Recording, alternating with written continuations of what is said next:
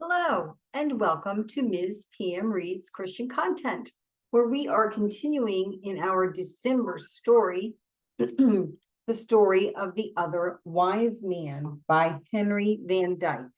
And in our last video, it was basically a little bit background story, introduction of characters and that sort of thing. But as they are the Magi, group of Magi are talking about prophecy and signs and that sort of thing, Artaban has decided he believes a little something different than the rest of them, and he's sharing.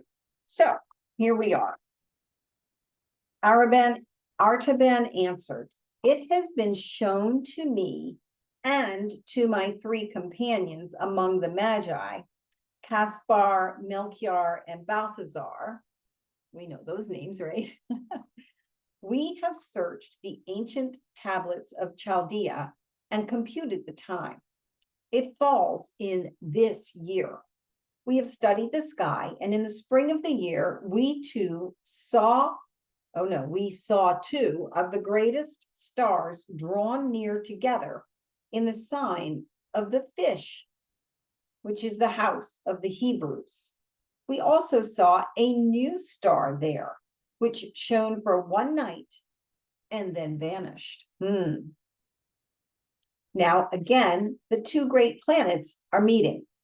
This night is their conjunction. My three brothers are watching at the ancient temple of the seven spheres at Borsippa in Babylonia, and I am watching here. If the star shines again, they will wait 10 days for me at the temple, and then we will set out together for Jerusalem to see and worship the promised one who shall be born King of Israel. I believe the sign will come. I have made ready for the journey.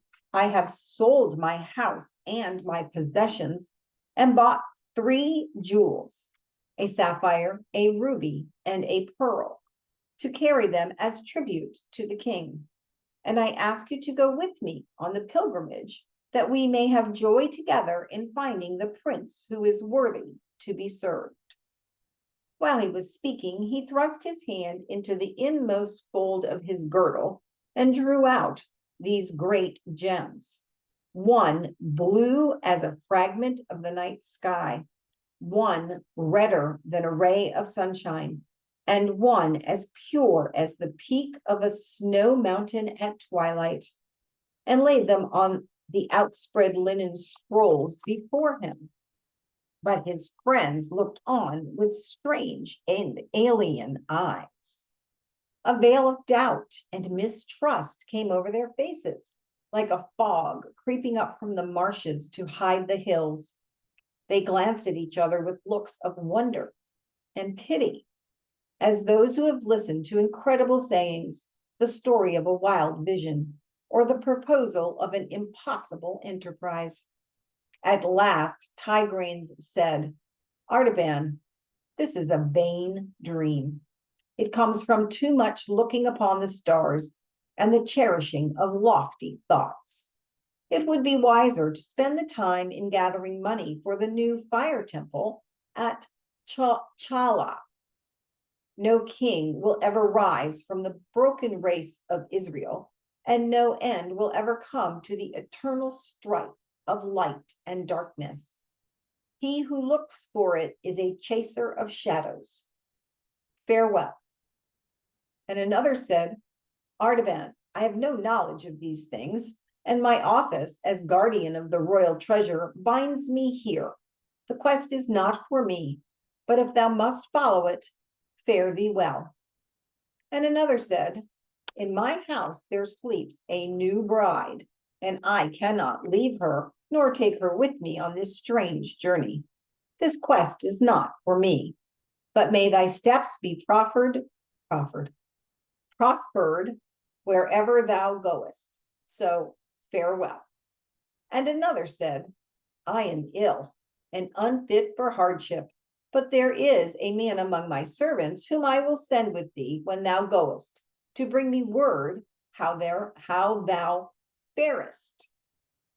But Abgarus, the oldest and the one who loved Artaban the best, his dad, right, lingered after the others had gone and said gravely, "My son, it may be that the light of truth is in this sign that has appeared in the skies, and then it will surely lead to the prince and the mighty brightness.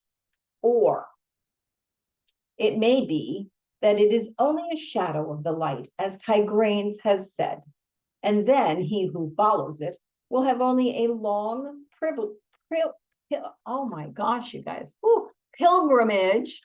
These are words I don't say. I can read them, I just don't say them often.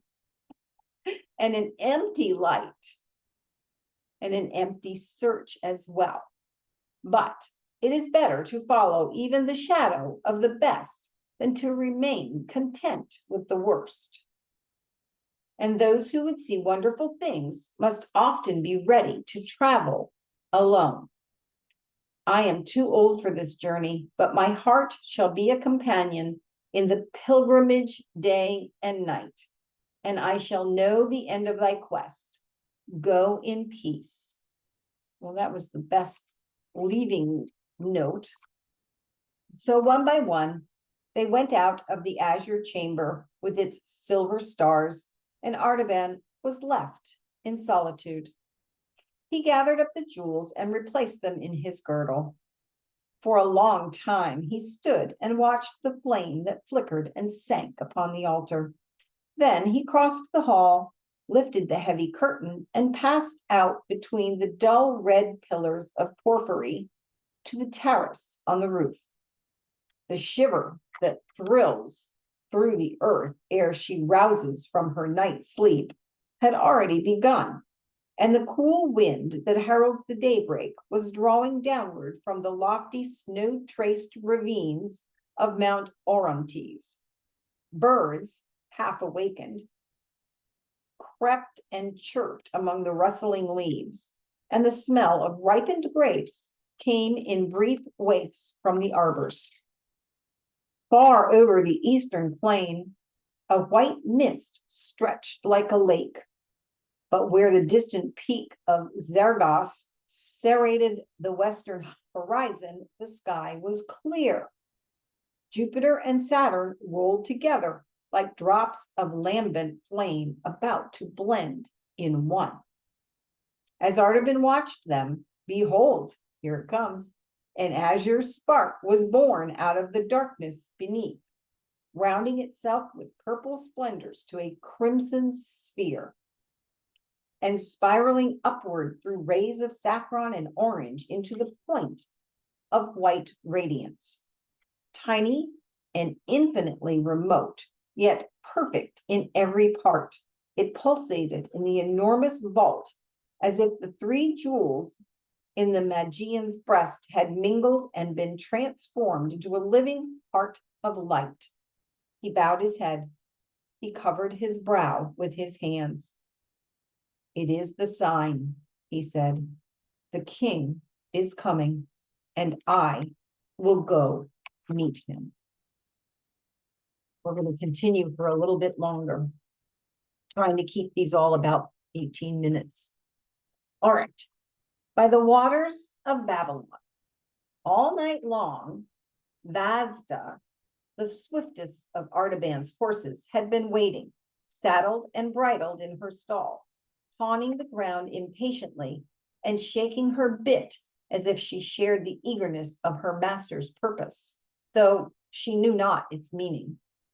Before the birds had fully roused to their strong, high, joyful chant of morning song, before the white mist had begun to lift lazily from the plain, the other wise man was in the saddle, riding swiftly along the high road which skirted the base of Mount Orontes, westward. How close, how intimate is the comradeship between a man and his favorite horse on a long journey. It is a silent, comprehensive friendship, an intercourse beyond the need for words. They drank at the same wayside springs and they sleep under the same guardian stars. They are conscious together of the subduing spell of nightfall and the quickening joy of daybreak. The master shares his evening meal with his hungry companion and feels the soft, moist lips caressing the palm of his hand as they close over the morsel of bread. In the gray dawn, he is roused from his by something like that, his sleep, his rest, by the gentle stir of a warm, sweet breath over his sleeping face, and looks up into the eyes of his faithful fellow traveler, ready and waiting for the toil of the day. Surely, unless he is a pagan and an unbeliever, by whatever name he calls upon his God, he will thank him for this voiceless sympathy, this dumb affection, and his morning prayer will embrace a double blessing. God bless us both and keep our feet from falling and our souls from death. And then, through the keen morning air, the swift hooves beat their spirited music along the road, keeping time to the pulsing of two hearts that are moved in the same eager desire to conquer space, to devour the distance, to attain the goal of the journey. Artaban must indeed ride wisely and well if he would keep the appointed hour with the other magi, for the route was 150 parasangs, and 15 was the utmost that he could travel in a day. But he knew Vasda's strength and pushed forward without anxiety, making the fixed distance every day, though he must travel late into the night and in the morning, long before sunrise. He passed along the brown slopes of Mount Orontes, furrowed by the rocky courses of 100 torrents. He crossed the level plains of the Niceans, where the famous herds of horses feeding in the wide pastures tossed their head at Vasda's approach and galloped away with a thunder of many hoofs, and flocks of wild birds rose suddenly with the swampy meadows, wheeling in great circles with a shining flutter of innumerable wings and shrill cries of surprise. He traversed the fertile fields of Concabar, where the dust from the threshing floors filled the air with a golden mist, half hiding the temple of Astarte with its 400 pillars. Wow. At Bagastan, among the rich gardens watered by fountains from the rock, he looked up at the mountain, thrusting its immense rugged brow out over the road, and saw the figure of King Darius trampling upon his fallen foes, and the proud list of his wars and conquests graven upon the face of the eternal cliff.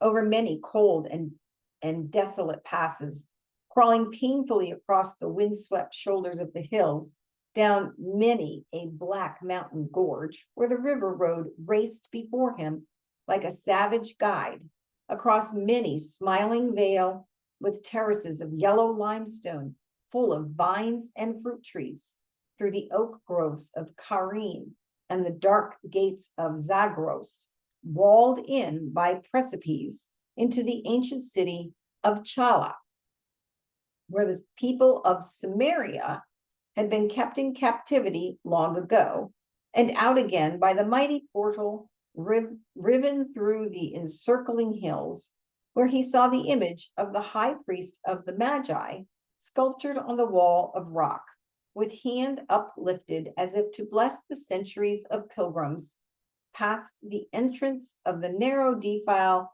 filled from end to end with orchards of peaches and figs, through which the river Ganges foamed down to meet him, over the broad rice fields. This is quite a journey, where the autumnal vapors spread their deathly mists, following along the course of the river under tremulous shadow of poplar and tamarind, among the lower hills and upon the flat plain, where the road ran straight as an arrow through the stubble fields and parched meadows, past the city of Ctesiphon, where the Parthian emperors reigned, and the vast metropolis of Seleucia, where Alexander built, across the swirling floods of Tigris and the many channels of Euphrates,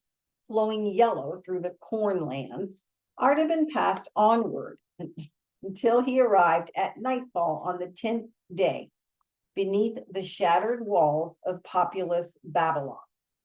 Whew, that was a lot. Vasta was almost spent, and he would gladly have turned into the city to find rest and refreshment for himself and for her. But he knew that it was 3 hours' journey yet to the Temple of the Seven Spheres, and he must reach the place by midnight if he would find his comrades waiting. So he did not halt, but rode steadily across the stubble fields.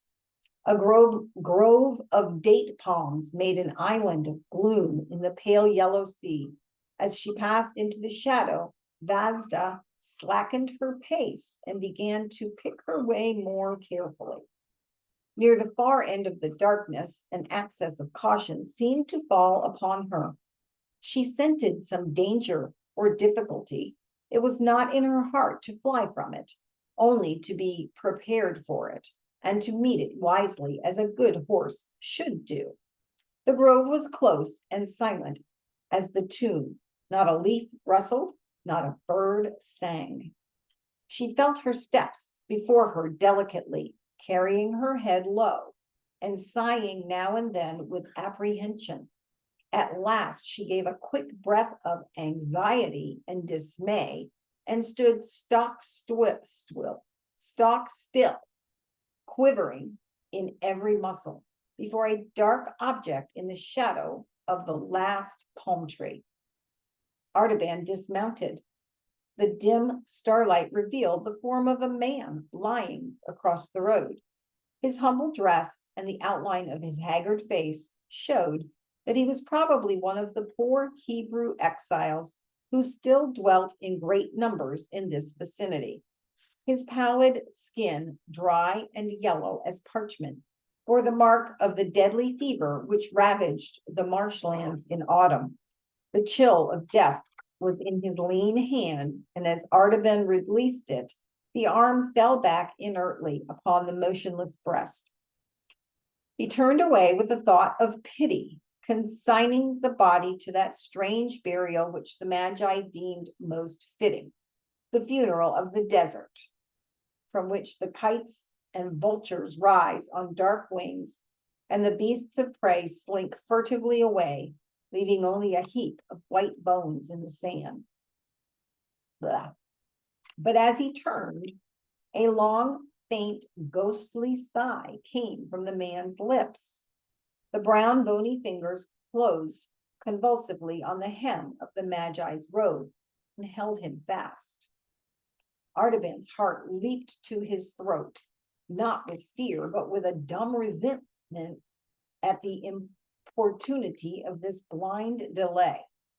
How could he stay here in the darkness to minister to a dying stranger? What claim had this unknown fragment of human life upon his compassion or his service? If he lingered for but an hour, he could hardly reach Borsippa at the appointed time. His companions would think he had given up the journey. They would go without him. He would lose his quest. We're going to stop there. Yep. Good spot to stop. Well, that was an interesting, mostly about the travel, but I think the first person of influence has stepped into the picture. All right, you guys, I hope you have a blessed day, and I will see you for the third video next week.